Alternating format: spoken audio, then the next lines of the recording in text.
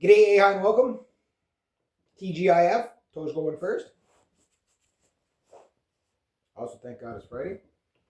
And like I said a couple of days ago, don't worry, there's going to be lots of crazy happening between Wednesday and Friday.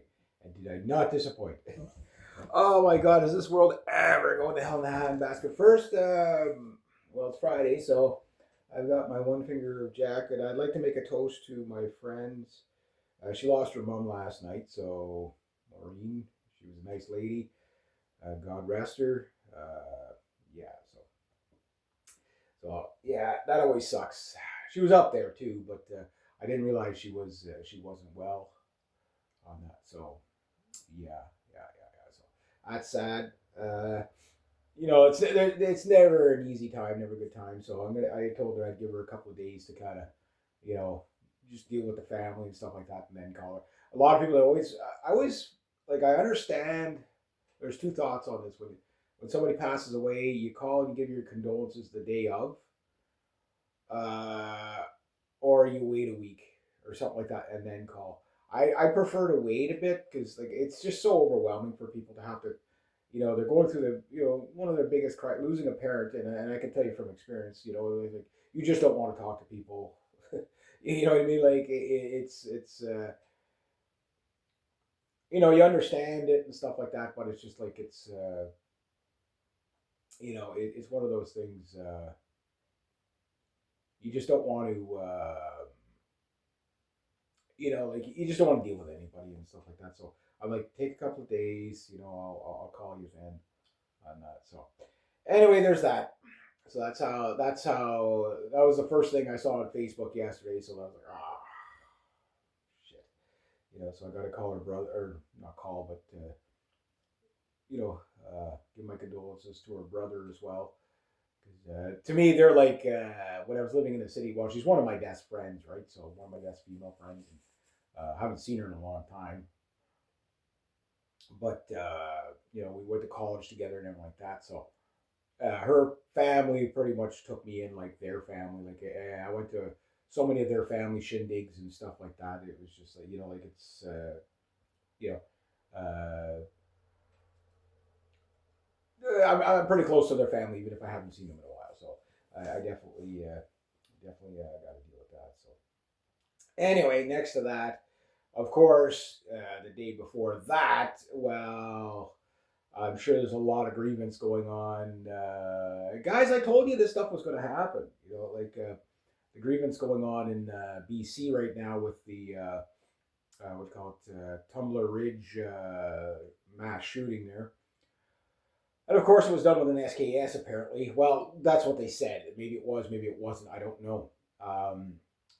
It's just that's what it said. But how convenient for the anti-gun lobby, right? So I'm not saying it was a false flag, but what I'm saying is right away it seems like they did. I was expecting the gun control, gun control, gun.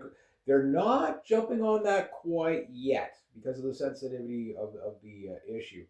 I think the mainstream media would be just completely hammered with hate talking about the CBC if they go right to that right away, right? Because the problem is that they can't really talk about the gun issue without without the counter backlash of the trans issue, right? Which, like again, like I said, these trans kids, when they get older, we're on generation two of trans kids, right? Um, so you got late millennials kind of getting duped into it, and Gen Z, right? And then you got, I guess, Gen Alpha and Gen Beta are also going to be, so, well, Gen Beta is little, but they're going to be subjected to this stuff too, right? A little bit of Jack Daniels in that one. So it's going to be a tough thing. So instead they took a different route. They're already like, okay, online there's all this disinformation about transgenders and stuff like that, and it's like they're going to try to gaslight. Okay, statistically, yes, the trans issue is not the issue the right makes it out to be. in the sense that most mass shooters are not trans, but we're seeing an uptick in it. Why? Because these are the kids that are just starting to become of age. They're starting to get, their late teens, early 20s. They've now, this kid transitioned when he was 12. What kind of parent would allow this to happen to their kid? I don't know. It's horrible. But there's another problem here, and I couldn't believe they actually had Rod Gutaka on the CBC talking about, rather than the gun debate, it's like, okay, well, why were these firearms restored back to the home? Like they were taken away because this kid had so many mental health problems that the police have been called many times on this kid, right?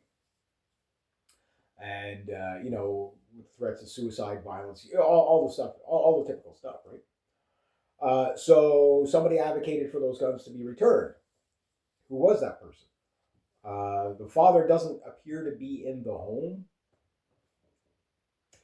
Yeah, you know, well, right? So the first two people he killed was his mother and his stepbrother. So, like I said, these trans people, they're going to take vengeance out on the people that, like it's the betrayal of the people. Like, again, if you want to see the most heart wrenching thing, it'll depress the shit out of you, is watching like young kids detransitioning, the ones that, their parents put them through their operations at like 6 or 10 years old or whatever, or 9 years old. And then they're a teenager and they're starting to get a little bit more sense in their head. And, like a kid, like for example, my nephew went skiing for the first time yesterday, right? So my brother and I are there, and he was telling me about the ski. I said, "Oh, well, there are a lot of ski bunnies on the hill. If you're an adult, you know exactly what that means, right?" I said, "Oh yeah." My brother's just like, "Yeah, he probably just agreeing with you just for the sake of it, because you can tell he didn't know what the hell a ski bunny was, right? He's not quite there yet. Give him another year or two, yeah, he'll know exactly what a ski bunny is, right?" So that's the whole point right there, like why you can't turn your kids trans. If a little boy doesn't know what a ski bunny is, it's because he's not there yet. You know what I mean? So if he doesn't know what that is, he's definitely not in a mindset to make decisions to have his body parts cut off and transition into something he's not, right? And this is the confliction of the mental illness that affects the trans people. But you call it out, you get called anti-transphobic, blah blah blah, and all this stuff. And the reason why they're suicidal is because you won't accept them. They can't accept themselves. You know what I mean? Like these people can't accept themselves. They're conflicted, right? They know they're not what they want, what they think they are. You know what I mean? And rather than therapists and all that, try to say, look, life would be a lot easier if we could find a way to help you to accept what you were born as, right? So what they do is they prayed out these semi-functioning trans people where like they're like, oh no, I know I was born as a male, and it's not like the Bruce Jenner types, right? Where they're not completely unhinged. They're just they're just going, going with the idea that, okay, I know I'm not a woman, but I want to do this anyway, right? So what they're doing is that's just the cope. It's like, okay, it's just easier to tell people that I'm not that, and I'll just do my own thing. Okay, whatever. But then there's another level where it's just no. Trans women are real women, and you better accept this, you bigot, you racist, you know all the words that'll come at you. And the cruelty is the people that they hate the most, okay, are the people that are trying to tell them the truth, right? And the truth, as they say, I guess the truth hurts, right? So you're trying to tell this kid that, look, you're not that, okay? And he resents you for that, right? Fine.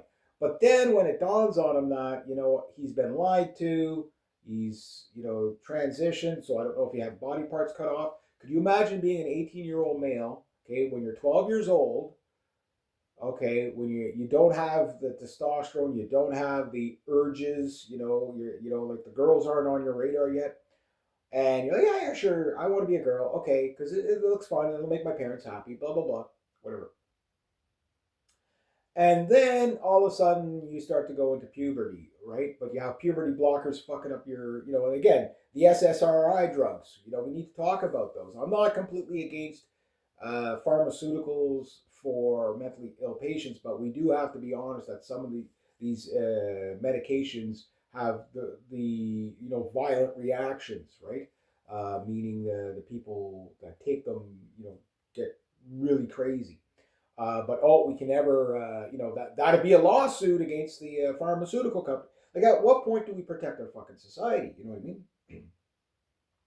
I mean, we're allowing parents to chop their kids' body parts off, and then when the kid grows up and is completely fucking disillusioned and baffled by why the people that are supposed to love them the most of like basically mutilated them, and then we're surprised when he goes out and kills them. They kill themselves or kill other people. Like you know what I mean. And the progressives they'll fight you to tooth and nail on that. These people like they're sick. That's it's the definition of sick, right? They're mentally ill. Rather than treating the mental illness. I mean, sure, we might not have done a great job of it before, but at least we were trying. It's like, no, you have gender dysphoria. This is what it is. Here's how we're going to try to get you through it. You know what I mean? It would save people so much pain and anguish. Can you save everybody? No, I get that. And that's the problem. It's like, if we can't save everybody, then, we'll do the opposite thing.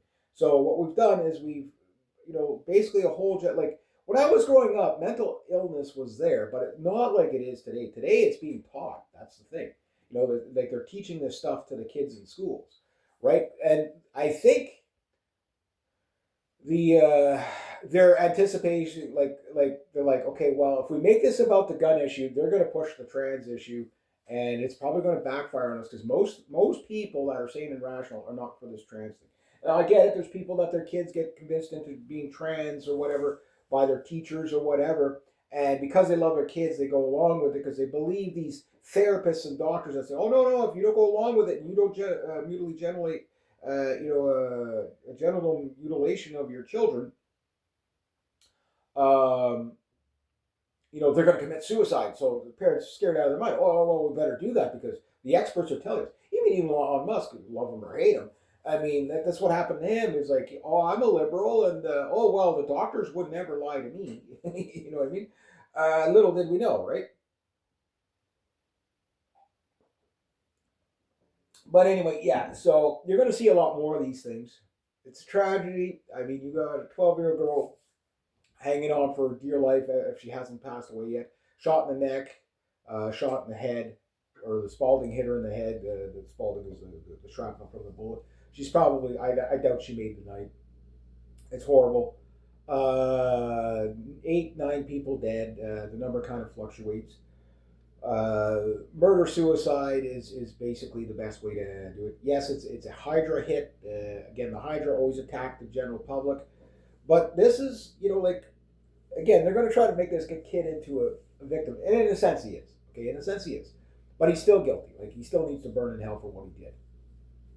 But to sit there and say we couldn't see this coming when all the red flags are there, okay? So before you go blame the SKS for being the problem, the first problem you got to ask is which officer or psychologist or whoever said these guns should go back to the household. Look, even Rob Giltaca wasn't aware of this, but he's like, there should be some sort of mechanism where, if it's still a persistent thing, you can, store your firearms offsite.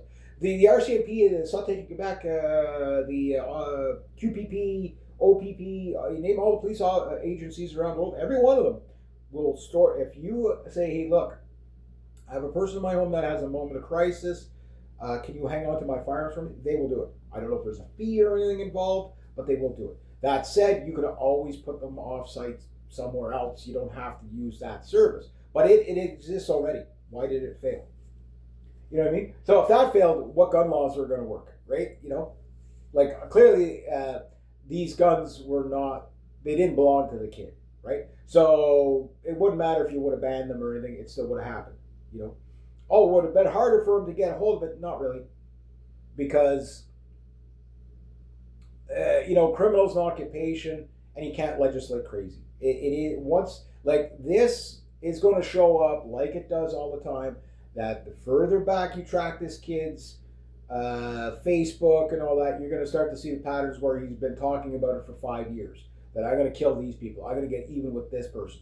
All these people must die. It's the same every fucking time, right? The warning flags are always there. And I understand the cat and mouse game that is. Like, I'm not saying that,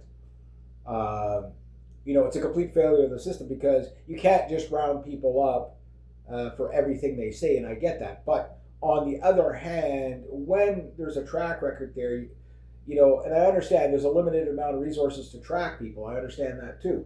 But at the end of the day, why does this kid exist? You know what I mean? Like, why does this scenario exist? It's like I've been saying about the ICE stuff. Why does that exist? It exists because we don't put enough effort into mental health services and getting out ahead of it. And even worse, where we do put the money, we're putting it into progressive ideas that basically try to legitimize the mental health issues and the trans stuff, to the point where these people are not getting better, they're getting worse, right? But if you say that, oh, you transphobe, you know what I mean? You just get the vitriol from the left. So basically we have the insane people, these evil doctors and therapists who are telling all these people, yes, you are a girl, yes, you are this, you are what you think you are, keeping them out of reality, right? And then we wonder why they explode and they go. And you're going to see this over and over again. I said, and look, a couple of years ago I said you're going to see an uptick in it, and you're starting to see that. It's been mostly in the States. But yeah, yes, right now, trans people are underrepresented in mass shootings. Okay, fine. But there's an uptick. It's like the last few of them have been. Why? Because they're hitting that age now where the 6-year-olds and the 9-year-olds and 10-year-olds are now becoming adults, and they've now had to live with the idea that their loved ones and therapists, the people they're supposed to be trusting the most, have basically destroyed their lives with this transgendered stuff. And it is what it is. Sure, there are some transgenders that can function just fine. That's an individual choice, no problem. But when we're brainwashing our children to be this, oh, you're a little bit confused. Oh, look, Timmy picked up a doll today. Oh, maybe he's trans, right? It's the most evil thing. Like, okay, do you guys remember, if you're a little bit older like me, back in the 80s, how they went on and on and on in the 1980s about African female genital mutilation? And so and everybody was outraged and appalled, and rightfully so. Rightfully so. But here we are in the West, completely pulverizing the reproductive systems of children. They'll never have children. They'll never have children. They'll never, never have a normal life. These are irreversible things that we're doing to them. And you have trans people that have come out and, when they do come out of the ether, it's like, yeah, I was taken advantage of by this person, or this person. And, they should have told me no. But instead, no. So we're not allowed to have that conversation. All we got to do is, we got to, make sure transphobia doesn't go up. Well, it's going to go up.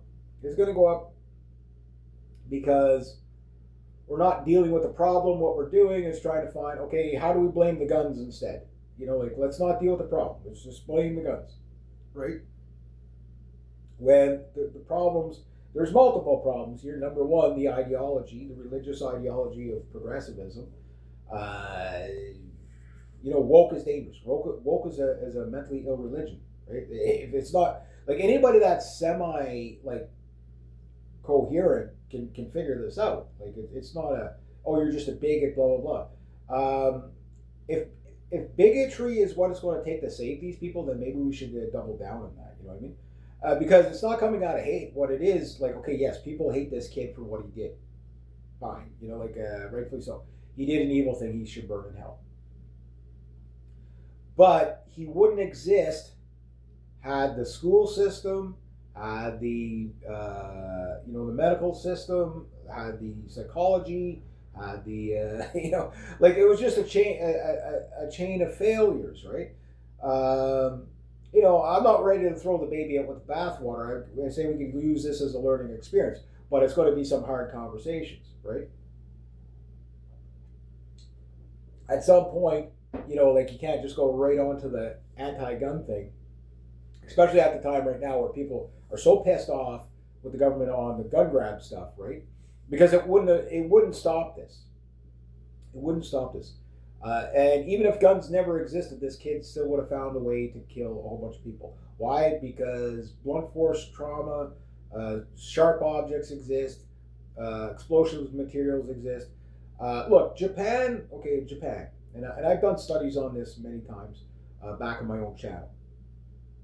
In Japan, there was a guy, and this happened twice. He jumped out of a truck with just a knife, and killed 25 people in an open street, where people can run away. He ran along just stabbing people. 25 people. Another guy did it a year later, and he killed 9 people, just walking up and down the street stabbing people. There was a kid, I can't remember, Malaysia, whatever, just walking down the street, stabbed 85 fucking people. And I forget how many, most of them died. He just walked through the street just stabbing people at random.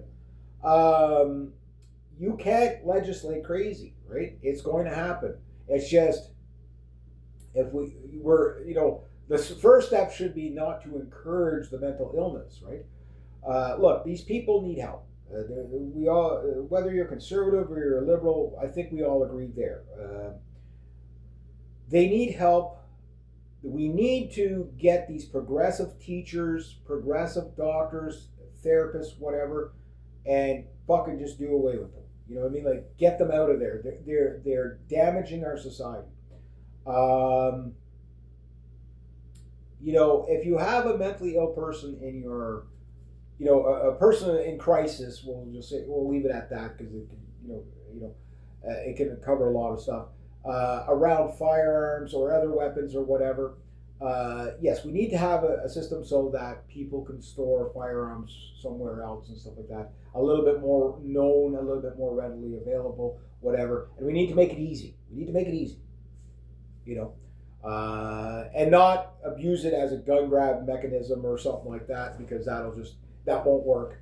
People will never think. But we can save more lives if we actually restore some trust, because governments around the world right now don't have a lot of trust. Their people don't have a lot of trust in them, right? Like the world is very stressed right now because the bad news, I mean, everything I'm going to talk about today is pretty much going to be bad news, except for one story. I'm going to give you one good story. I'll leave it near the end. Hopefully I'll remember it. Because it's the type of stories that it's like, yeah, that's why we do what we do. That's why we do what we do. So it's going to be a big issue. It's going to get ugly. Yeah, everybody pro-gun is already here. They come. You know what I mean? They're like fucking great. You know what I mean? So they're mad that the liberals are going to use this to take the guns away, right? And not deal with the actual issue. The left is mad because the far right is picking on trans people and okay, and again not helping, right? Where we need to kind of okay, what are we doing here? Are we gonna do we actually want to fix the problem, or do we want to just sit in this fucking retarded partisan shit, left versus right, and okay, let's not make it about the guns, let's not make it about individual choices, but let's make it about, is this healthy to have our children brainwashed into progressivism? And that are the drugs that they're getting for mental health issues, are they safe? Is the modern monitoring system, are these drugs making people more violent? We need to find a way to, regulate these drugs better, right? That has to happen. But that'd cost money, that'd be socialism. Yeah, well, fuck off. We need to do it. You know what I mean? Sometimes we actually have to take care of the population and not just make everything about GDP numbers and capitalism, right? The thing is that we have to be serious about it. The problem is when you're dealing with the radical left, and they're religious, right? So you're not going to have a good debate on it. And the media, well, they don't help because all they do is just, okay, well, how do we get this side to hate the other side more? Look, I don't want to see another 18-year-old kid walk into a school and do that. This kid, when you look at him, okay, when you look at him, he could have been a bright, handsome young man.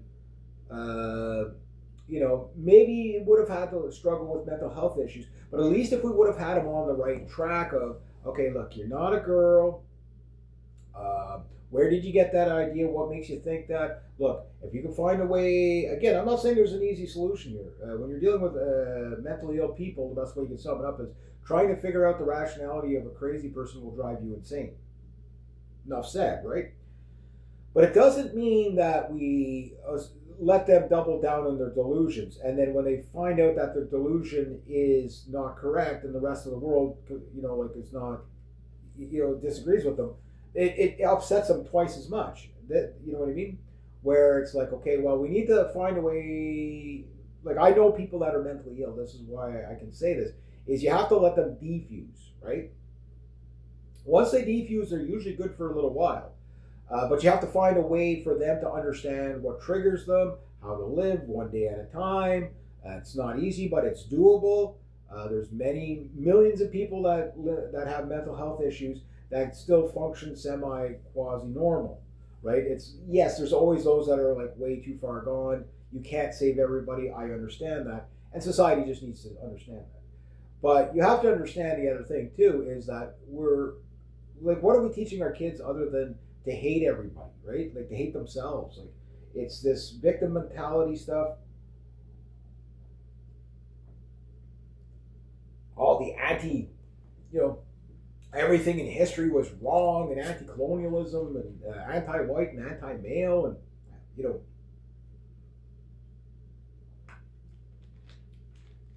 no wonder the kids are fucked up, right? They should be learning happy things. They should be learning, how to cope with life. They should be learning how to again, these issues that we're seeing now, again, we're being overrun by drug addicts and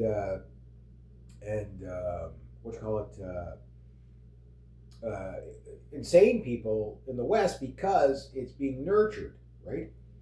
The system nurtures the radical left. It does. Whether it's the court system, whether it's the TV, whether it's the school system, you name it. It's all progressive ideology. When I was going to school, teachers weren't allowed to be political, right? I remember one teacher, Mr. Waters, God rest him. When we were talking about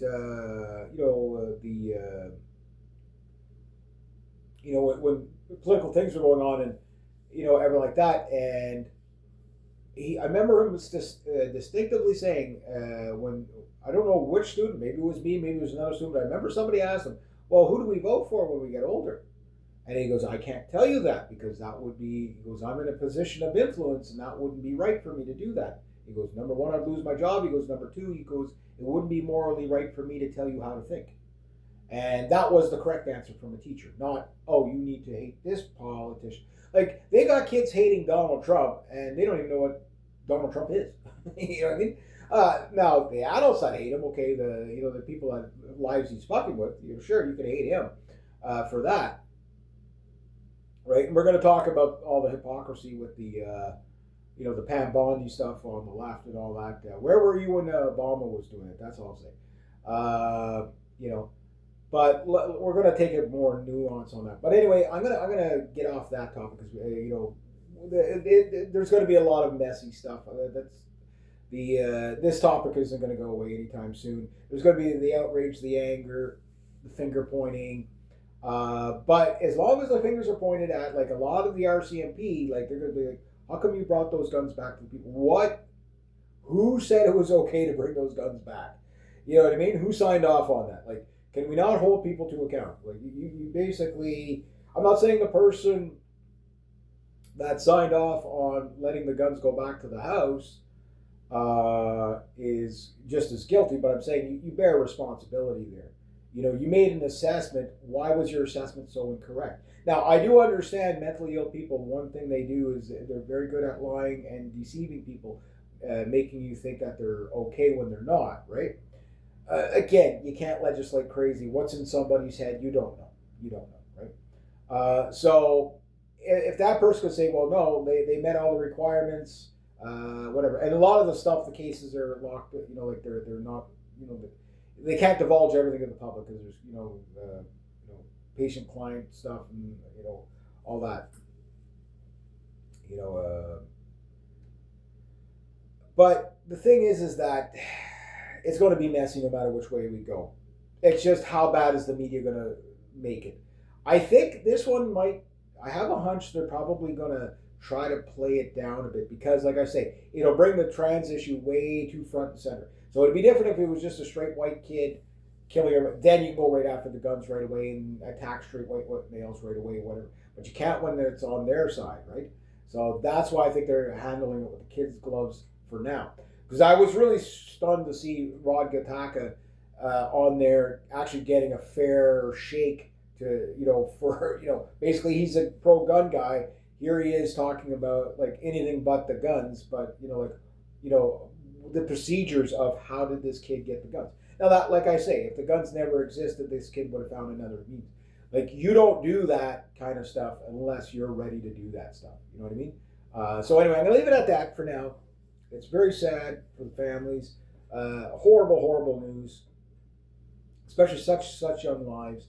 Like it's kids killing kids at the end of the day. Like it's just a mess. But we're going to see a lot more of it. Yes, you're going to see within the next 20 years. I'd say every second mass shooting is going to be with a trans person, just because they're in crisis. They're in crisis, right? And the people that are trying to help them are actually making them worse. They're not, they're not helping them. There's no easy way out of this. Anyway, I digress. So let's jump on the Pam Bondi thing for now. Okay, so Pam Bondi, everybody's completely furious with this stupid bimbo. Yeah, look, Trump put her and the other Carolyn Levitt or whatever, because they were blonde chicks. That's it.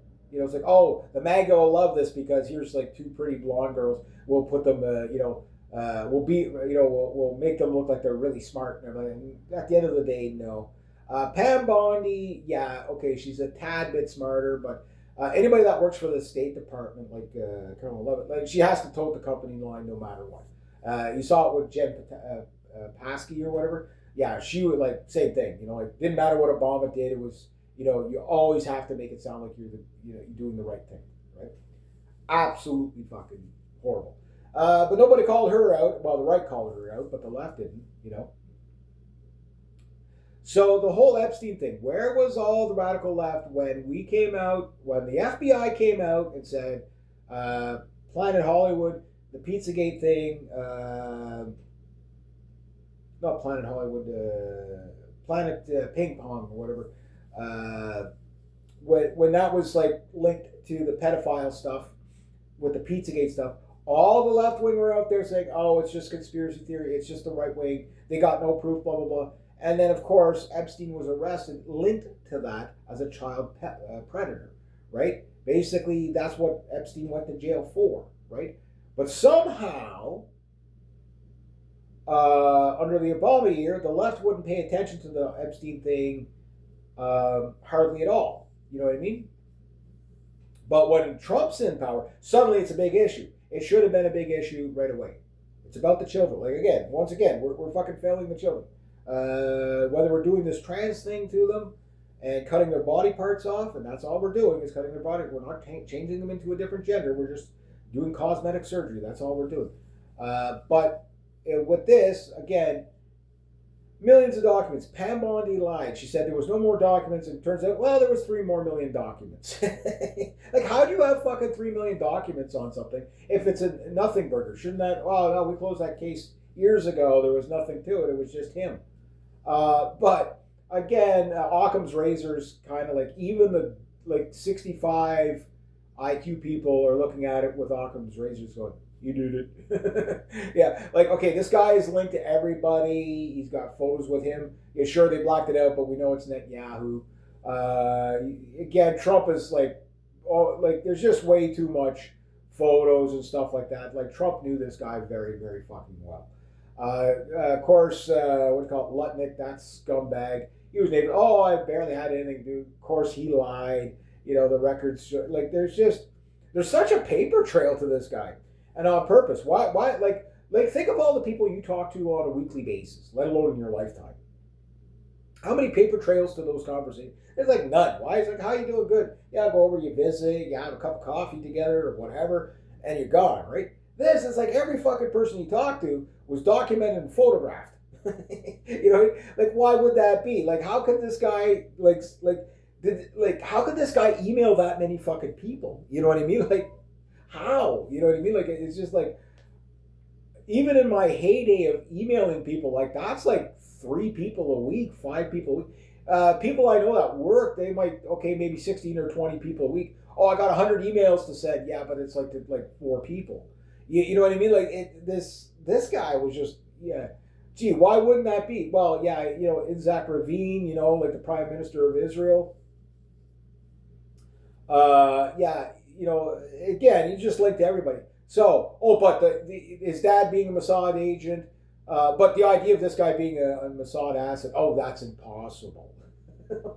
Like, you couldn't have fucking made, if you were to say, okay, if we were to have circumstances that would make it the most possible that he could be a Mossad agent, right? You know, even when you don't know, you know. You know, like, I mean, Epstein is it. Like, it's like, yeah, the guy was a Mossad agent. He was black. He's a blackmail.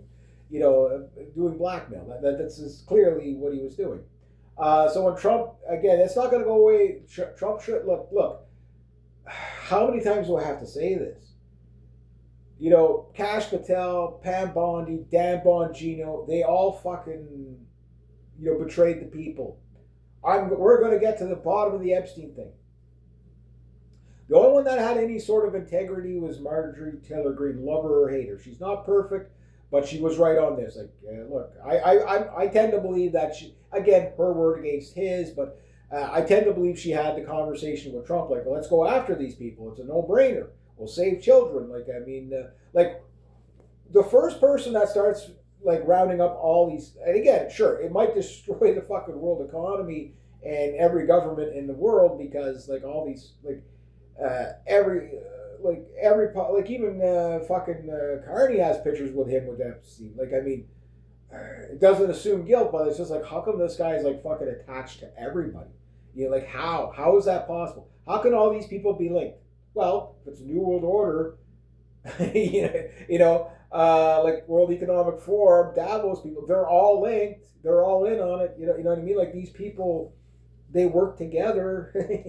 You know, it doesn't mean they're all in on it in that sense, but it does mean that they all need scrutiny, right? We need to do some investigation.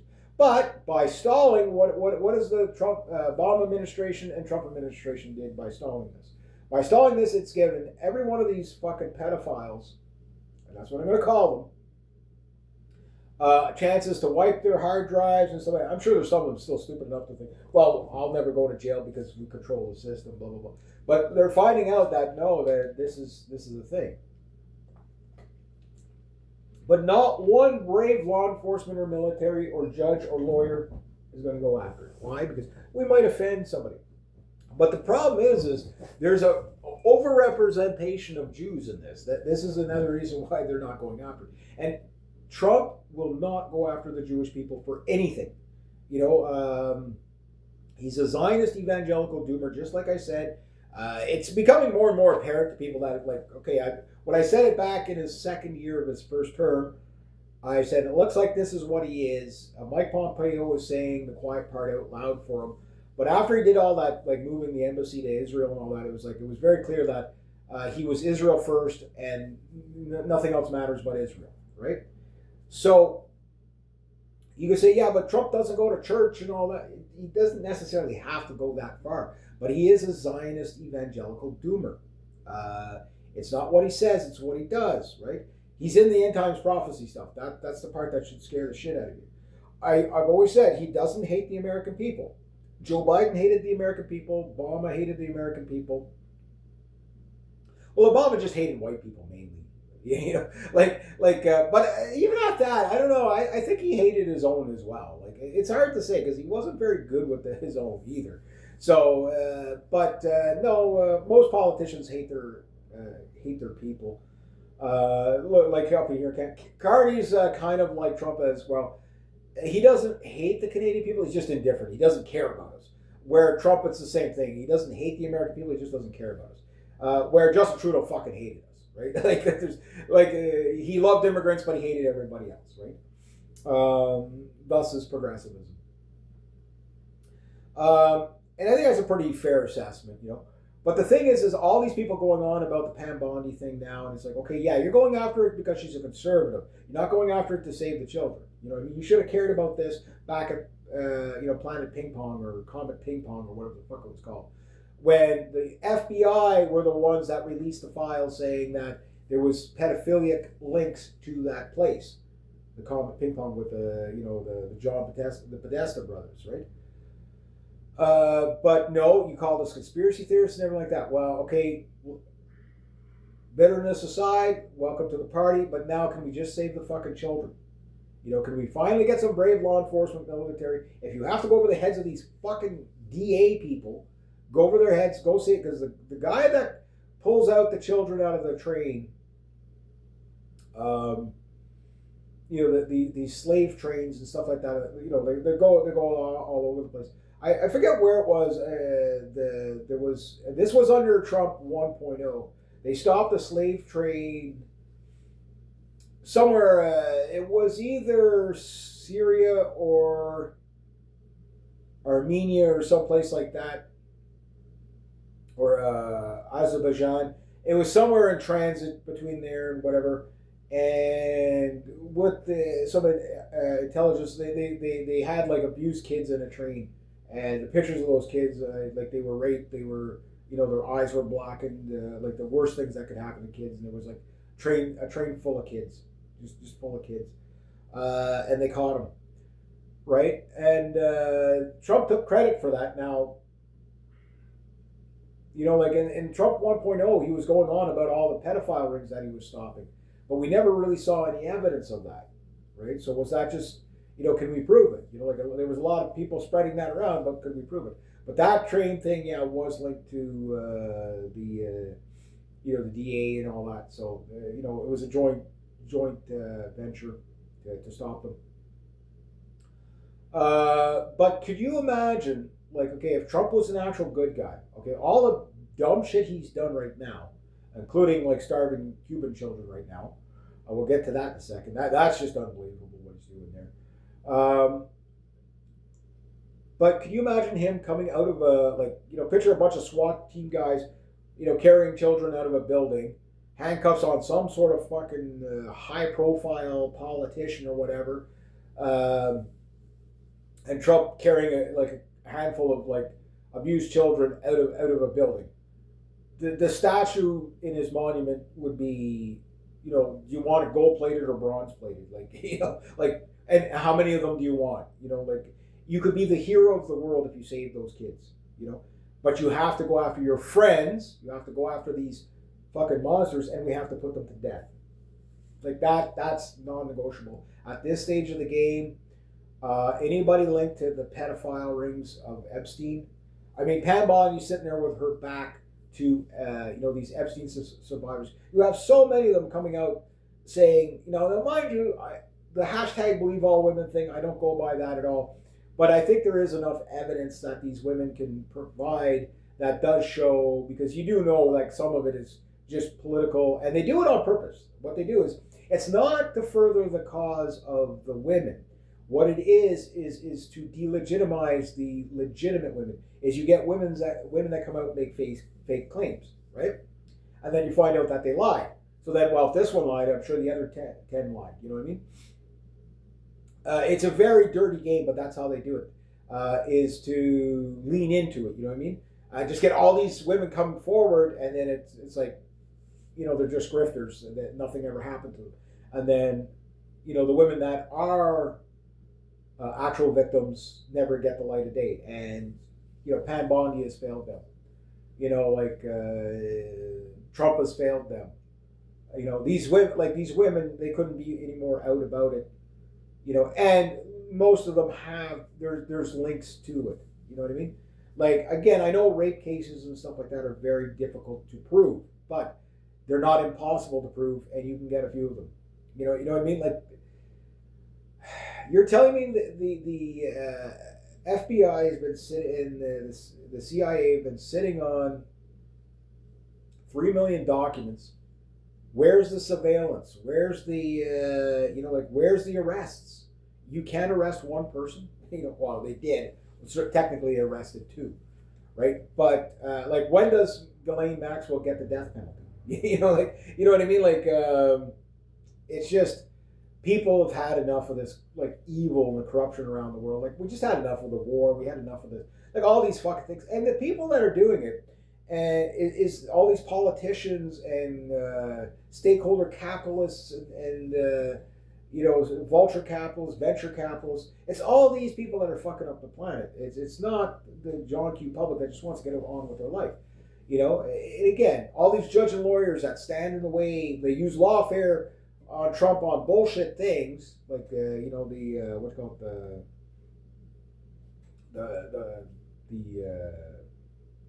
Russiagate thing, which wasn't a thing, right? Instead of going after real stuff, And I think anybody that uses lawfare deserves a medieval style death penalty, because there's children as we speak are being tortured by people on that list as we speak. There's some of these people probably have kids in their basement that are being fucking raped and killed and murdered because we don't have any brave law enforcement or military. They're all cowards. They only care about their fucking following orders and their paychecks rather than going after these people, right? When you have so much, how could a judge not sign off on warrants at this point? You've got 3 million fucking documents. You've got eyewitnesses. You've got enough to go after these people. No, let's give them enough time to wipe their hard drives. Let's give them enough time to get rid of the evidence and scrub the place. You know what I mean? The evil. But if it doesn't happen, if the brave law enforcement military are going to keep cowering down, again, they could end all this in probably 6-8 months. They could probably get every pedophile ring around the world within 6 to 8 months, most of them anyway. Just linked off of this one. This is probably the biggest one in the world, right? And you could, no, let's go kidnap Maduro. How about you fucking, if you're going to do illegal wars, at least go after the fucking bad guys. You know what I mean? I'm not saying Maduro's a good guy, but I don't think he's linked to the pedophiles, at least. You know what I mean? At least not yet, anyway. Where does this end? People are demanding for it. It's not going to go away. The stuff with Bill Gates and stuff like that. Okay, it's he got STDs from a Russian whore. These people are just fucking horrible. They're just horrible. These elites, these actors, these actresses, they're just fucking horrible human beings. Yeah. So anyway, that's what's going on there. The next thing to talk about, okay. Yeah, the economy stuff. Wow.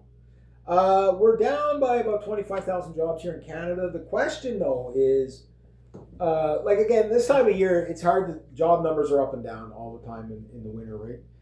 Because, the Christmas thing's done. Christmas tourism, for example, we got Winterlude starting, on the Rideau Canal in the end of February. That usually does good for us. It's the longest man-made canal in the world. You might not know the capital Ottawa in Canada. Yeah, it has the longest canal. It's called the Rideau Canal, and it goes down to Dow's Lake, and then from Dow's Lake, basically you can skate around there. It's a lot of fun anyway. I used to skate it all the time. But anyway, yeah. So the tourism that'll probably get a couple of little spikes throughout the winter. But yeah, no, job losses in the winter are always higher. So you're down by about 72,000 jobs in the States and about 25,000 jobs in Canada. The difference is where the jobs are being lost. Now, the thing is a lot of the jobs being lost in Canada, the question is this.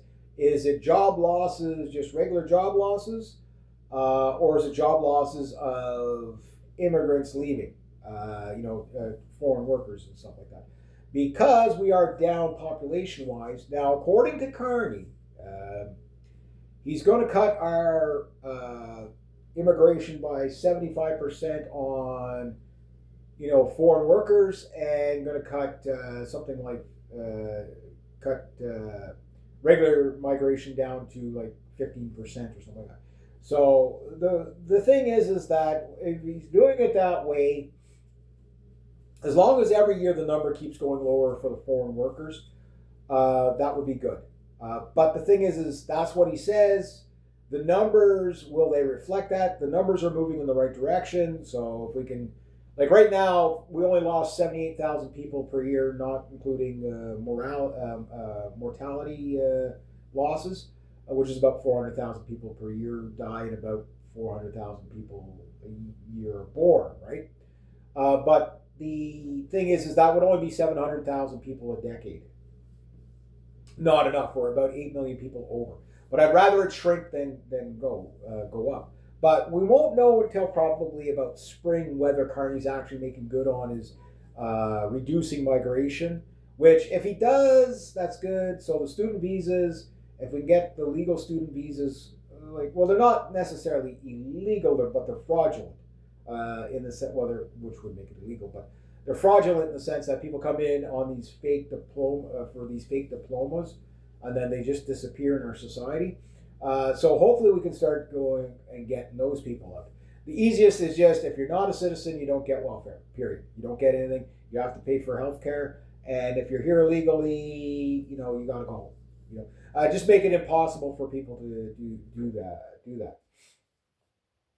Just make it not like cut off the welfare. The incentive for most of the problem immigrants will go away. We'll probably see, if you were to cut off the welfare, the easiest way to do it is workfare, not actual cut it off, but say, okay, well, you need skills, you need labor. So people that came here like 20 years ago that are still never paid a cent into anything and still on welfare, they can start working it off, right? And if they leave the country, they can't come back into the country until they've paid back every cent they've ever gotten off of us, which would keep them out of the country. So they wouldn't even be able to visit. No special circumstances, nothing. Just you're out. Pay your bill or get the fuck out. Stay the fuck out. That's the policy we need. That would work very well, because the immigrants that would stay would be the ones that actually contribute, right? But we also got to go after the foreign workers that are undercutting our labor and keeping our youth from being able to get jobs fresh out of school. You know what I mean? And this argument that, the white people just won't do those jobs. Well, they won't do them for fucking under minimum wage. You know what I mean? Yes, they will do these jobs. I always hate it when that argument. The white people, immigrants just work so much harder. They it's not true. It's not fucking true. I've done every job known to man, pretty much. I've had over 100 jobs. I've never been fired once. But I've been laid off more times than you can imagine, right? And look, I started the workforce during the recession in the 90s. That was a tough time to start. I can't imagine what it's like now with millions of foreign workers just coming in, and there's no possibility of you getting hired if you're a white guy, because the guy from India is only going to he won't even hire other minorities. He just hires people from India, right? And, we have laws that say you can't do that, but it only applies to white people. You have to have 50% diversity of women and minorities, right? If you have over 50 people in your establishment. But it doesn't mean you have to, if you have 100 people in your establishment and they're all from India, well, that's okay. you know what I mean? You know what I mean? This is, Bill C-25, Bill C-26 got to go.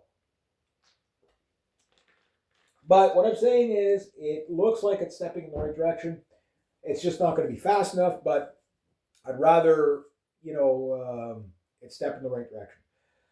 The other thing is the jobs that are leaving, again, are they seasonal? That stuff we don't know.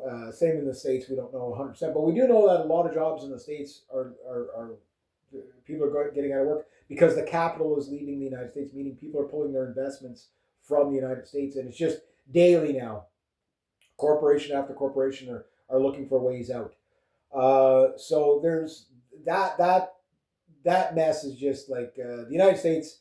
They're clearly in a recession. They keep, you know, like the data centers alone are not going to be able to float the economy. Um,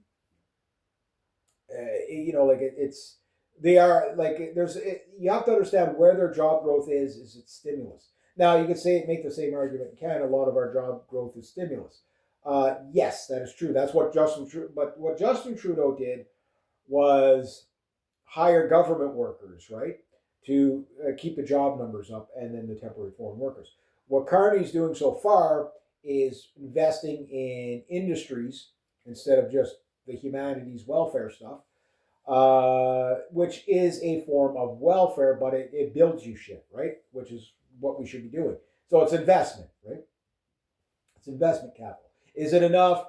The conservatives will argue that, oh, they're not investing enough, but you know we're also putting $200 billion on our interest payment on the debt, which you might not like that, but I'm like, okay, if we're paying whatever it is we have to pay per month or whenever, quarterly or whatever we pay, if we're paying at least the amount, at least eventually the deficit is going to come down, right? As we pay off the debt, right? So that's the right thing to do. It's almost half of our taxes are going to keeping the debt payments going. Where the United States is getting to the point where it almost can't pay its debt because it just keeps spending and spending and spending.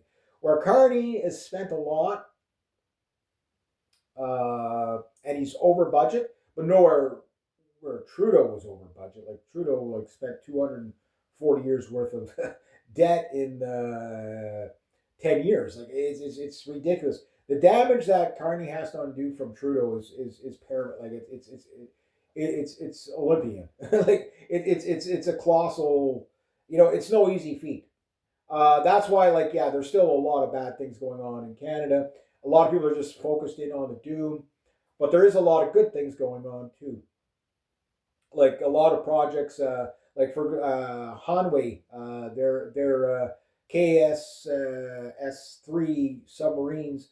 It looks like the stage we're at is between the KMDS German submarine, which is a U212CE. That thing is really cool. That thing is really cool. I'm torn which sub is the better one though, because the KSS3 has a lot of attributes that I really like. It's a slightly smaller sub, so it means, especially bouncing around the Arctic and off the Grand Banks and stuff like that, like having a huge submarine off the Grand Banks is dangerous because the water's shallow there. So personally, I think we should get both. And then for the deep water stuff, go get one of those nice French Barracuda subs. That thing is beautiful. That thing is just glorious. Like that, to me, that is the top submarine on the planet right now to beat. It's the newest one out there. The new Virginia class. I know Australia is going to be picking up some Virginia class subs, possibly. It's just when are they going to get delivered? We've written off the Virginia class sub, which is technically the best submarine out there. Overall, it's a unique thing because we don't really know how good the Yassin class Russian subs are, which I'm assuming they're probably pretty damn good though. They're definitely faster than the Virginias, and they tote so much fucking firepower.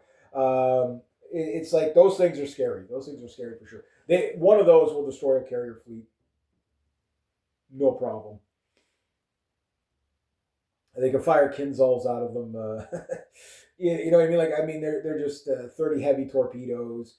But the way those are used is more a missile boat than a hunter killer. But it is a super sub. It does everything, right? You can do surface group attacks. Basically, what they did with the Yassin class is they took the Akula class fast attack sub, bred it with the Oscar class surface group missile attack sub, and and kind of bred them together, right? Where the French Barracuda Suffren class sub, those things are a hunter killer for sure. They got 30 heavy torpedoes and 16 what do you call it, Exocet missiles. And then I'm sure they got mines and counter stuff. And that I think is more of a more of a hunter killer than it is a multi role. And then they have the SMX version of it, which I don't think they've built yet, which is the kind of like special operations subs where it carries 20 torpedoes, 8 exosets, and 8 cruise missiles, right? And that thing is really cool. That would be a very good sub for Canada, for blue water or whatever. The A26 that the Swedes have, I don't know why that one's not on the list. I thought that would be like a no-brainer to go for the A26. If it's good enough to be in the Baltic Sea, it's good enough to be in the Arctic in Canada. You know what I mean? So I don't know why that one didn't make the grade. And it's an everything sub. It's a special operations of that. The A26 I think is one of the coolest, most innovative submarines I've ever seen. But that said, if you just want to go out and kill aircraft carriers and destroyers and shit, the KSS-3 is going to be fine. You got 10 cruise missiles that you can, or anti-shipping missiles, and then you got, I guess, 12 to 16 probably torpedoes. I'm not sure what the torpedo loadout is for that boat, but I do like the idea that it's small. And the the South Koreans, man, they really know how to fucking give you the cherry on top for the deal. Like they're like, okay, not only are we gonna we're gonna build the subs in South Korea right now because they're ready to go and they can do it. We need the subs, now. They might even be able to deliver them as early as 2032. But everything for the sub, part of the package deal is that you have a full service center in your own country and you make all your own parts and like you won't have to rely on anybody else but yourself, which makes sense for them to do this because it's just like, okay, we'll sell you the sub, we'll make money off the sub, and money off of building industry in your country to support the sub, which is like 75% of the cost. But not only that, we're going to build the torpedoes in Canada as well. And I'm like, yeah, do it all here. Like the weaponry is like, you got to be able to make the weaponry. That's a big problem in Canada is we buy our weaponry because we get a better deal when we buy like artillery shells from the States, right? Because, well, if you're making them anyway, okay, well, here, you make a bit of profit, and not only that, you'll get, you get shells and we get shells, right? But right now, the way it's looking is like, okay, maybe we should be helping them to make profit to make more shells because they might be using them against us, right, in the near future. But anyway, yeah. So the Kaesong 3, KSS-3, I think is a no-brainer for Canada for sure. But I want to see what the 212 CE can do, the KMDS or whatever, KMS or whatever submarine, because that being a more of an Atlantic boat, it might have some advantages. Like my concerns for the KSS-3 is sure it works in the South China Sea, sure, no problem in the Pacific, but how is it going to do in the Arctic? You know what I mean? Like obviously we're going to have to modify these things when we build them to be able to take the Arctic. Could they? So the next phase that they're about getting ready to do, which I'm not sure if the prototype of the KDMS 212 CE is ready yet, but I think as soon as it's ready, they're going to do a head-to-head competition between these two subs. But out of all the subs, I always wondered, like, I can understand not going for the Barracuda sub just because it's a big sub. It's meant for big waters, the middle of the ocean, that kind of stuff. And it's a nuclear-powered sub, stuff like that. It's a large sub, so, a shallower, sub makes more sense, for us, for coastal and stuff like that. But we'll see. We'll see. So very excited about that anyway. Can't wait to see that. Next to that, what else did I want to cover? I wanted to cover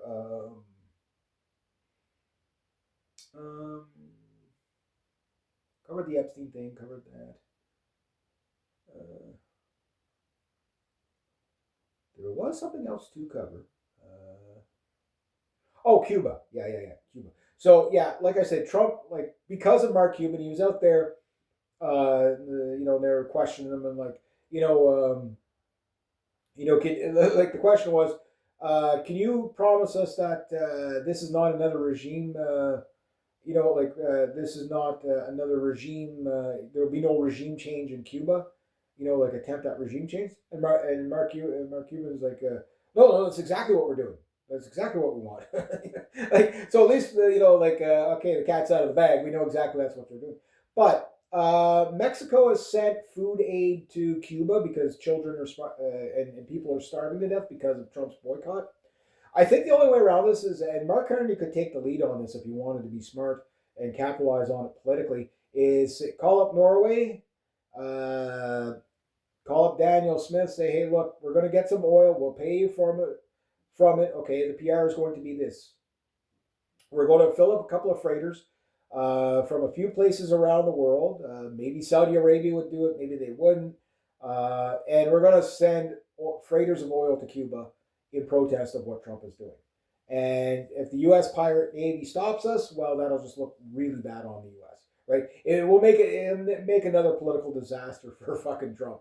Right? But right now, like, I mean, people are starving. Like, there's no reason to be starving these people like for regime change. And I know what people are saying. Oh yeah, but the Cuban government is communist and they're so bad to the. Yes, but like I said before, that's not the U.S.'s problem. That's Cuban's problem. You know what I mean? So this is why you can't have dual fucking citizens, whether they're Israelis or Cubans or whatever, or from India or whatever, in your government, because they advocate for the old country.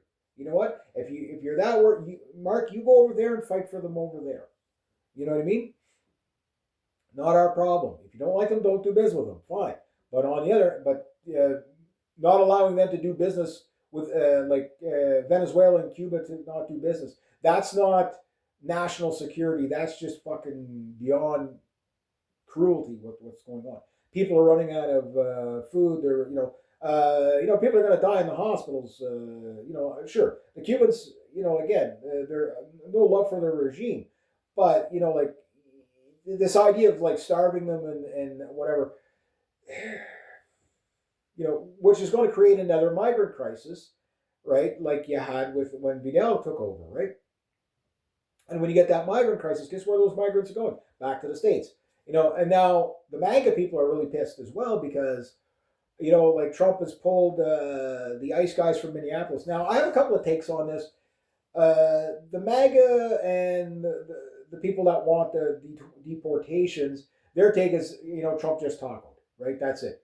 Well, I'm like, well, look, the whole concept of the ICE raids was optics, right? I thought it was a bad way, the way Trump went about it.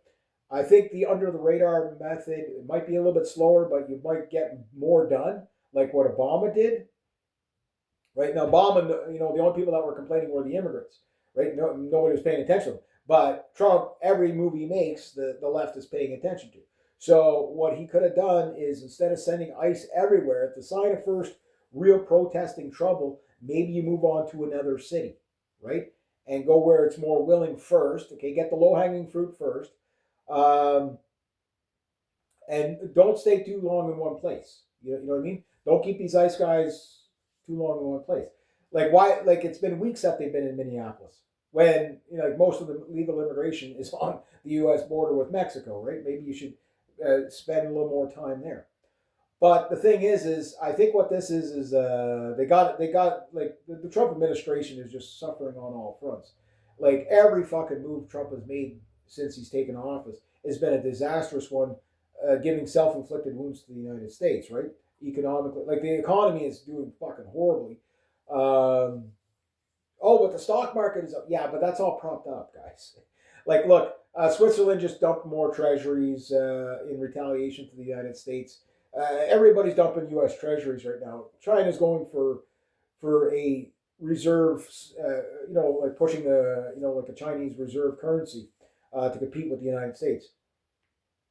It's just looking so bad for Trump, right? So this ICE thing, like, how does he get out of it? I don't know. And how does he, how does he deport 40 million people, right? Well, I think Ron Paul had the right thing. Is instead of going after the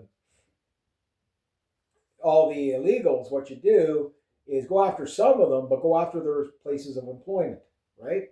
and say, look, if you get caught hiring illegals, you get $12,000 fine per person. Like Ron Paul suggested. Would it be controversial? Yeah. But you don't have to hit every place in the city. You only have to hit one or two and just, destroy a few businesses, not too many. And just so that it scares, the chilling effect, right? And you do that, but you don't do it in a fucking blitzkrieg. You do it a little bit here, a little bit there, so that the temperature is not too high. You know what I mean? You don't let the ICE agents tangle with the fucking protesters. You know what I mean? Oh, but the protesters are following us, blah, blah. Yeah, find out who's giving them the intel. Go after them. You know what I mean? Find the willing police forces. If you can't find the willing police forces, you're gonna have to come up with a new strategy. What the strategy will be, whatever. It doesn't matter what the new strategy is. It's just this tough guy. I'm going to send out ICE, and we're going to get all this done and get all that done. No, you got to do things a little bit more low key. Enough that you're going to scare the immigrant community away. That's illegal, right? But without getting the Antifa on you, following you everywhere, and going after the governors, the chiefs of police, all these corrupt people that are allowing the illegal immigration. You do policy, but Trump doesn't do policy; he does executive orders, right? You do that. It's going to take decades to get rid of all these people. It shouldn't, but it will. It's just reality because half the country wants to destroy the country, the other half wants these people gone, right? So you gotta be a little bit smarter about it. Carney, the way he's going about it, if he stays on track, which again, take with a grain of salt. Well, we don't know yet; it's too early. But it's going to take a couple of years to see if he's actually doing what he says he's doing. But if he does, and we take those numbers way down, the next guy can take them down even more. You know what I mean? I want to see the Canadian population for the first time since 1947 is actually declining. And almost since 1947, the population's been basically artificially boosted up, right? Now, mind you, 88% of women under the age of 29 in Canada are not having kids. Most of it is economic, sure, but a lot of it has to do with the progressive ideology. The same progressive ideology that creates school shooters is the same ideology that's keeping women from having families and babies, because we've taught women to hate every white guy on the fucking planet, and babies are evil and you should just abort them. You know what I mean? Geez, why are birth rates so low? Gee, I don't know. Feminism much, right? Feminism was never about helping women. It never was. We need familyism. We need and not the nuclear family. We need to go back to extended family if we want. When you have tight knit communities, you don't have as many of these problems. Look, this shooting was pretty rare to begin with, right? It's the first school shooting in a long time, and decades, right? Which it's too many. One's too many. I get it. But let's leave it at anomaly status. You know what I mean? Let's not make it a reoccurring thing like you see in the States. But in the States, they don't take care of their mentally ill people at all. It's like, oh, you're mentally ill? Okay, that's fine. We'll help you. How much money do you have? You know what I mean? Oh, yeah, you got to buy your healthcare. Yeah, mentally ill people, yeah, guess what? They might not be stable enough to fucking pay for healthcare. You know what I mean? Like, well, that's not my problem. You can't help them. That'd be socialism. like, fuck's sakes, man. I get it. You can't use socialism to spend your way out of debt. Everybody knows that. But, you got to do something. Anyway, I digress. So there's that. But I want to leave you, okay, it's Friday and I got to get other things done, such as I got to read The Sword of Keg, and it's, this book is getting so good. This book is great. I'm halfway through chapter 9 on my book there last night. I did a really morbid part of the story last night. But yeah, I'm a little over halfway on this one, so I'm going to see how many pages I'm going to get. Somebody asked me, Reg, why are you reading 17 books at once? I've never heard of anybody do that. Well, what I do is because I got 97 books in the past couple of months. Again, all of them free. I only paid for $20 for all the books you see there. I bought $20 worth of books out of the local thrift shop, which was $10, $2 a book, right? Just and I'll probably go and buy another, in a couple of months. The problem is I'm going to start donating books there, so I don't want to go there. I can't buy the books, so I'll rewrite them. Those are my old books. But when it starts getting a little warmer weather, and maybe every Saturday I'll go in and just see what they got, and second Saturday or whatever, once a month. Oh, okay, here's $20. I'll get a couple more books. It's more for local support than anything, small community stuff. But yeah, no, I did chapter 9, and chapter 9 was actually like, okay, chapter 8 was very fun loving of my 2060 dystopia book. But chapter 9 is like so disturbing. It's so disturbing. It's very it's just like the more I wrote it, and then like I'm gonna have to, when I read it back and when I read it out loud, it's like, how fucking crazy is this gonna sound? Like is like, this is gonna be like, it's not gonna be dystopic. It's gonna be a nightmare. Like, but I'm loving how my book is like gonna take you everywhere. It's gonna make you mad. It's gonna make you laugh. It's gonna make you cry. It's gonna terrify you in some areas, and then it's just gonna like completely blackpill you, and then you're gonna get rays of hope and stuff like that. Which, okay, we'll see where that goes. So I got a chapter and a half left to write, and then I'm done my first manuscript for my first book. Can't wait, and then the hard work starts, and then I'll start working on the other two books as well while I'm, going over my manuscript, my first draft of that. But anyway, so I got about like half of chapter 9 left to write, and chapter 10, and then the book is done. What an accomplishment! And I'll have written the book. I didn't realize it. I thought Sunday was Valentine's Day, but it's not. It's tomorrow. So I'm not going to make my deadline of that. But maybe I'll make my deadline of reading the rest of Sword of Kagan by Sunday, which will be the 15th instead of 14th, but whatever. If not, it'll be done probably next week anyway, so I'm going to put a big push on it today and maybe not read as many other books. But I read the 17 books. I read 2 pages per book. And what I'm doing is, and then on my main books, like these are the 2 main books I'm reading right now. So I'll read, like, say, a minimum of 10 pages a day out of this one, and maybe 4 or 5 to 10 pages out a day out of this one. And then on the Fridays, like today, I read as much as I can. If I can get 20 pages read, 30 pages read, 100 pages read. Last week I read like 140 some odd pages out of all 17 books, with a priority on those 2 books. So today I'll read probably about 20 pages out of The Bride Collector, and then if I can get like 120 to 140 pages read out of The Sword of Kagan, that means I could probably finish the book next week and then finally get to review it for you, which is great.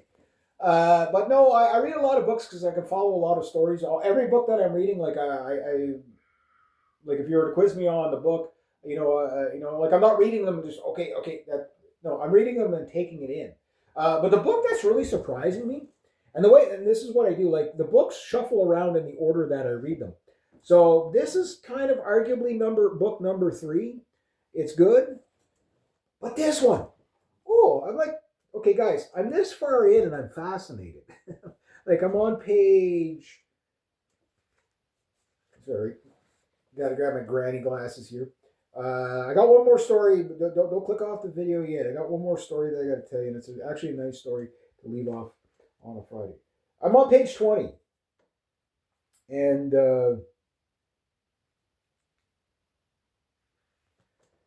yeah, this book is really interesting. It's really interesting. So this book might be the number 3 book, and this might go to the number 4 book in sequence of reading, but we'll see. So it's like, basically I put priority on the books that are the best, but the best way to find out which books are the best is to start dabbling in all the other ones. So, like, last week I did 10 pages out of every book, and then when I got to the Bible, I only read 4 pages, which is like the equivalent of reading 10 pages. And then I read 20 pages out of the Sword of Kagan and 30 pages out of the Bride Collector, because I ran out of time and I just couldn't read more than that. But today I'm going to basically forego the other books, and I'm only going to read the 4. So I'm going to read maybe 2 pages out of the Tom Clancy, 2 pages out of the Blue Horizon one, 10 pages minimum out of the Bride Collector, and then I'm just going to see if I can get over 100 some odd pages out of the Sword of Kagan, because that book is just, you can lose yourself in that book. It's so good. Don't even wait for my review. Just go out and get it. Whatever genre you're into, if you're into fantasy, I'll tell you it's fantasy. It's not a romantasy so far as whatever. There is a lot of violence in it. But I will say this: there's probably, no matter who you are, what type of reader you are, if you're into fiction, there's like a 98% chance you're going to love the book. It's just that good. Like if I could write a book that author, it reads so slick. It's so good. Yeah. Anyway, I can already tell you it's my favorite book that I've ever read. like that's. And I'm halfway through. Mind you, it's a thick book. I'm over 300. I'm at 320 pages in. So it's probably about 600 pages total. But anyway, okay. So the last story of the day. I think I've done all the bitching and whining I can do for today. Look, I got to start giving you some upper, and I think I do give you some upper things, especially like over here in Canada, where okay, yeah, there's a lot of grim things, a lot of bad things. Yes, we're still in the everything crisis. It's going to take a decade to get out of it. But we are, in some areas where we're moving in the right direction. I call it out, right? Because you can't just say, well, everything is just failing and write off Canada all the time. And I understand the blackpilling of the population. Living under Justin Trudeau for 10 years was horrible, right? Like the man fucked our country beyond belief, like his dad did. Only, he outdid his dad for sure. But anyway, so in New Zealand or Australia, I believe it's New Zealand. If I'm wrong, there was a boy. Him and his mom and his other siblings went out kayaking. Okay, out on the ocean, of course.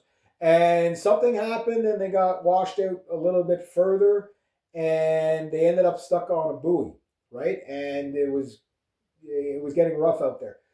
So the boy, 12 years old, started paddling back for help. Well, something happened. The kayak it flooded, so he ended up with no life jacket or nothing. Swam 2.5 hours all the way back. No, it was Australia. It swam all the way back. When he got to the beach, okay, he actually 2 hours in the ocean. He swam all the way back so he could save his family. Got to the beach. Everybody talked to was an immigrant. Nobody spoke English, so nobody could help him. So he had to run another 2 or 3 kilometers to get back home, which is about a mile and a half, whatever, to get back home so that he could call authorities to come and rescue his family. The boy's a hero. This boy did not give up. This boy that was the day the boy turned in, a 12-year-old turned into a man. There's always that point in a boy's life where you're no longer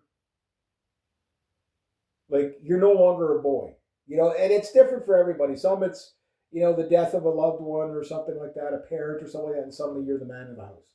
Or it's, you did something and you saved somebody. Like your male instincts to protect the tribe kick in, right?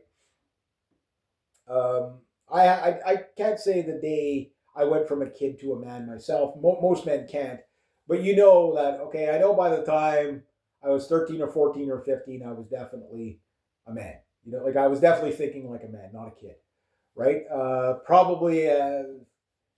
I remember one time it was up here, and I was playing with my toy. It was a Lego spaceship that I made, and I was flying around with it, right? I was 11, 12, whatever. And an older kid came up the road named Bucky. And I remember I put the toy down, and from that point on, I never played with toys anymore.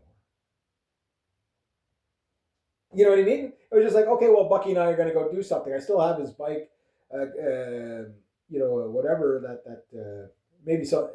I almost got the Junker road bike. Yeah, that was his, right? And that was the bike he came up the road on to show me that he built it.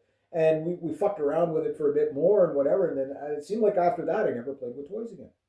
I was 11, 12 maybe. You know what I mean? So it's like you just don't know, right?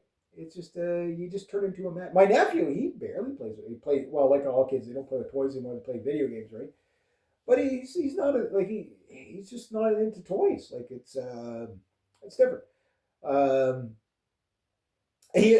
my nephew did enjoy skiing yesterday. We did the snowshoe thing a couple of days before, and I didn't quite have the snowshoes quite adjusted well enough for him. So there was that. Plus, it was a snowstorm. There was about 2 feet of extra snow. powdered snow. So he didn't find it quite as fun.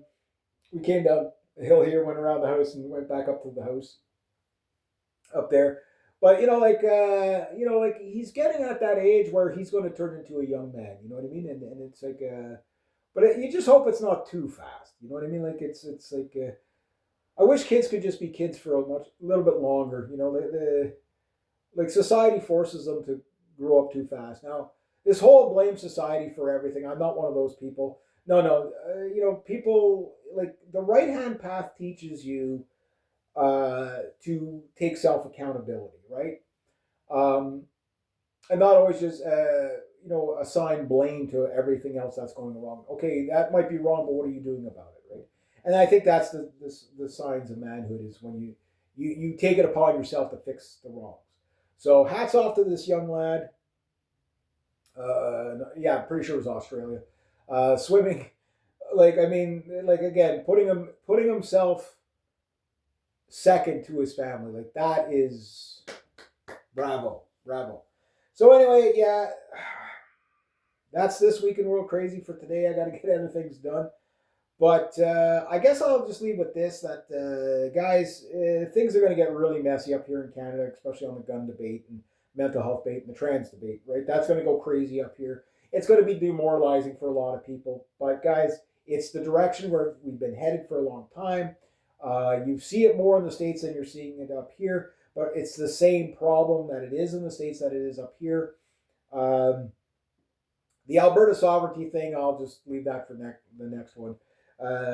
Not much going on there other than what you already know. But yeah, no, I like to leave it on the high note. But even at that, like maybe this weekend, do something with your friends, do something with your family.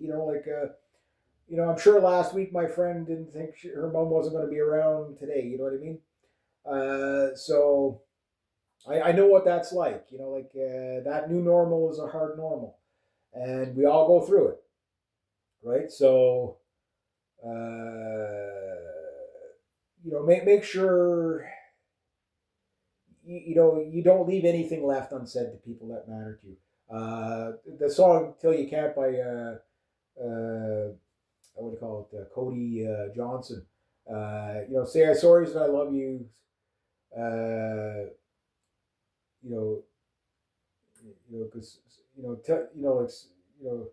because someday you won't be able to. You know what I mean? Like it's a because man, you never know, right? So, and it's true. It's true. So maybe do something fun with your family. I get it. Everybody's broke, whatever. But you can go outside and do something. Like go out on a hike with them. Just play a board game. Do something. Just do something as a family. Sit down and have supper together. Turn off the cell phones and all that. Sit down. Tell a stupid joke. Like every night at the table, I tell my nephew a stupid dad joke, and they're getting better and better and better. You know what I mean? What was the one I told him last night? Oh, he howled on that one. What was it? Anyways, it was really good. Yeah, all right, there we go. We'll leave it at that. So, all right, be true to yourself, be true to others. Always do the right thing. Have yourselves a great day, eh?